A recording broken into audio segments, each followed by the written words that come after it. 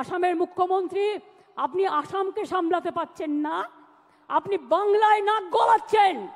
নাক গলানো বন্ধ করুন, তা নাহলে সুস্মিতা দেবদের বলবো আন্দোলন গড়ে তুলুন, আমরা সবাই যাব, দেখি কত ডিটেনশন ক্যাম্পে আমাদের ভরতে পারে। মনে রাখবেন, আমি হিন্দি ভাষাও ভালোবাসি, বারবার বলছি, অন্য কোনো ভাষার বিরুদ্ধে আমার কোনো অসম্মান নেই। আমাদের 22 লক্ষ পরিযায়ী শ্রমিক যারা স্কিল, ডেকে নিয়ে যান, তারা চলে আসলে আপনাদের কাজ চলবে না।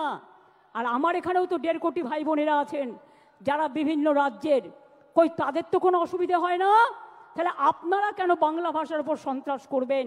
আমরা এর জবাব চাই, জবাব দিতে হবে।